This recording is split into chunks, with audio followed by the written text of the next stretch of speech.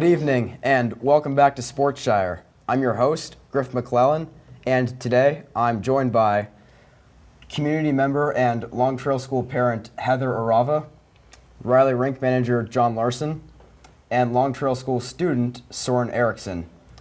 In today's episode, we will dive into the upcoming NHL season. TJ Oshie is a big difference maker for the Caps.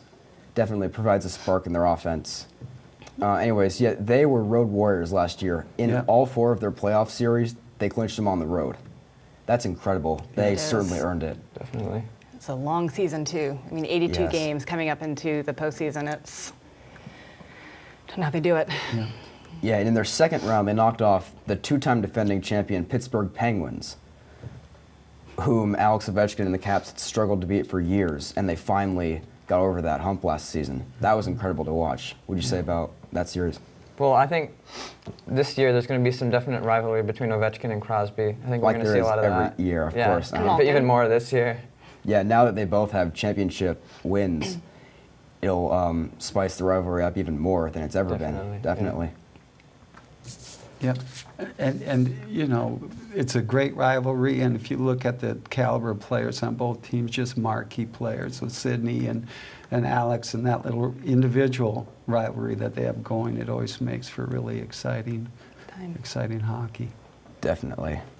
All right, now let's move on to the Western Conference. There's one team that was really highly discussed last year, the Vegas Golden Knights. In their first year of existence, they made it all the way to the Stanley Cup final, but fell short to the Capitals, obviously.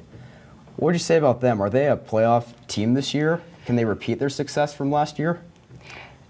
I think they're going for it. I mean, you look at who they've acquired this past year. You know, they've got Andre McFleury, a new goalie from the Pens. He's got 3 Stanley Cup championships. All right, they got Stastny from the Jets. And Pacioretty from the Canadiens, a new acquisition. So, I mean, they're going hard for it. Yeah. And as much as, you know, people want to hate on the Golden Knights for being brand new to the league and going all the way to the end, especially as a Canadian fan watching that, yes. You know what, I have to root for them.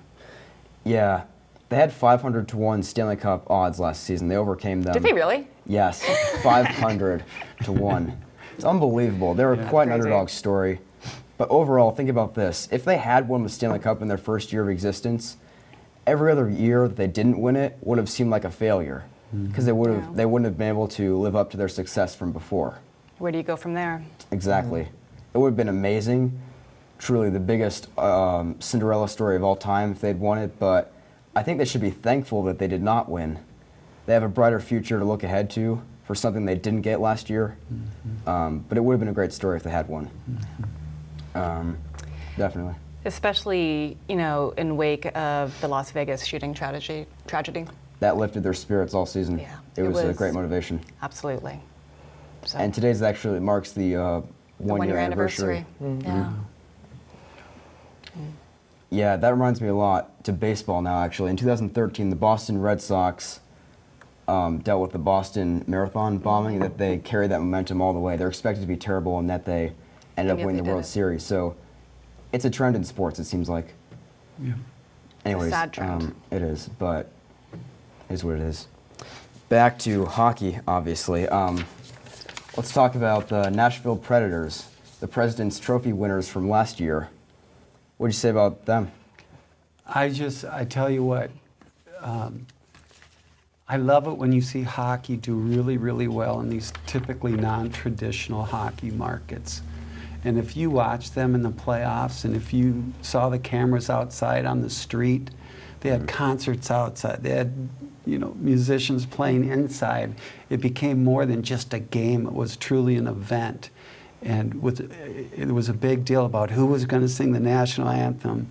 And you had all these country western superstars singing the national anthem. It was fantastic. And so besides the fact that, you know, it's in a great town, they have a really, really good hockey team.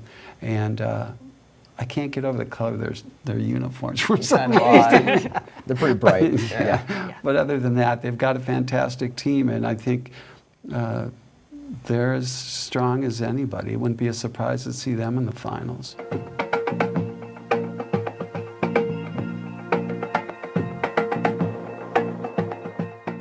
right, now let's talk about Notre Dame. Notre Dame, I think they're a solid team. It's just they don't have the experience, like you guys said. Yeah. And I think that Clemson's just a much better team and will destroy them in the postseason. There's no other way to say it. I mean, I think Dabo Swinney and Brian Kelly are both great coaches, but overall, like we said, Clemson's experience, and that's going to the playoff give hardened. them a huge advantage over Notre Dame, who's going to be rusty, seeing as they are independent and didn't have to play a conference title game. Right, and that's Yeah. that's kind of another knock on them getting into this. They didn't get tested in a conference game like these other teams did. Exactly. I would say one thing though: Clemson in their conference title game played Pitt and they beat Pitt 42-10. Notre Dame played Pitt and beat them 19-14. There's a huge difference there. So exactly. and again, they're college players. Yeah. They have different abilities. Their play can be up and down, but still, Pitt was not exactly a barn burner this year, and Notre Dame had struggles with them. Yeah. I think also the two quarterbacks, Books and Lawrence, they both don't have a lot of experience, but I think they're newcomers. Clemson has more experience on the team where they can, the team overall can carry them to victory. Clemson's defense will carry them. Yeah. Exactly, yeah. They're a good defensive team. That's their key. Yeah, it's a cliche, but defense does win championships. Yes. It may be tacky, but it's true. Exactly. All right, and the last team that made it to the playoff as the 4 seed, this team has a lot of hype. The Oklahoma Sooners, led by Heisman-winning quarterback Kyler Murray. It's actually the second straight year they've had a quarterback from OU win The Heisman the Trophy. Heisman, with Baker Mayfield winning last year. Yep. What do you guys think? Is OU a threat to Alabama in the Orange Bowl? Offensively, yes. They could First in the league. be. Yes. Number 1 offense. Number 1 offense of them all. That could be a threat. It's going to be a real clash of titans because you got their offense, which is really good because it's number 1. But their then you got Alabama. defense The is- defense Alabama- is OU's defense isn't even ranked. Yeah. And Alabama is top 10 in both defense and offense. Yep. yes. And Oklahoma, I think they came in 108th in defense this year. And and let's not forget they're playing in the Big 12. SEC and Big 12 is entirely different competition. Yeah. But there's all this argument, should Oklahoma have made it in? And I think at the end of the day, they should have. Saying that as an Ohio State fan, I think Oklahoma made the case. They had the record. They played well when they needed to. They have a high-flying offense that's going to be entertaining. At the end of the day, I'm certain that the committee makes decisions on what's going to be an entertaining game. Oklahoma's gonna also the they're gonna be business side. entertaining. Yeah. I think the offense will put up a fight with their mobile style. I think it's very good and effective, but their defense just won't stand any chance to Alabama. I don't see a Yeah. chance. It's going to crumble. Yeah, and again, going back to Murray and his build, he gets some of those big Alabama defensive line coming through and crushing him. I don't know how long he's going to stay in the game. That's a risk. I agree with you. I think that the committee did make the right choice to put OU in at the 4 spot. The 2 teams that barely missed out were Georgia and Ohio State. Georgia made their case, but the thing is, they had 2 losses, one by 20 to LSU, and the other was a heartbreaking loss to Alabama, as we mentioned earlier. Yep. I don't think they should have gotten in. I think OU was clearly better, better Yeah. wins. And Ohio State, another great year, and also they crushed Michigan Yeah. in the last week, 62-39, which is on paper impressive. However, it was also their 14th win over Michigan in the last 15 seasons. They So own if you look at it, they own them. Yeah. Yeah. They just didn't get their business done with Purdue. Sorry, I'm from Ohio, so we call Purdue Purdue. It's a beautiful, Exactly. beautiful campus. But Yeah. they lost to a team that they should have beaten. And Ohio State, that's the difference. 49-20 was their loss compared to Oklahoma only losing by 3 to Texas earlier, Yep. whom they got their redemption on exactly. 2 weeks ago. That was the difference. I think an interesting question though, Griff, is if Georgia played Oklahoma Like last year's Rose Bowl. 10 times out of 10, who's going to win that game? I think the Royals, I agree with you. I think they should have gone for it. You know, it's that living in the moment. It's that Game 7 mentality. I think they should have risked it and see if it had paid off. Yeah, and Brandon Crawford, or who was it in the outfield again that had to field that? Whoever it was, would have had to make an incredible throw. With Game 7 on the line, on the road, it would have been a hard throw. And who knows, if he had gotten him out, it would have been one of the greatest plays of all time. Would have gone down in history, but we'll never know. You'll never know. So as a player, one of the things you need to keep in mind is when you're on offense, you're trying to force the defense to make the best play they can, because there are a lot of mistakes that happen. When you give up on the base path and you don't take the next base, you're giving the defense a win. Exactly. That was a great example of it right there.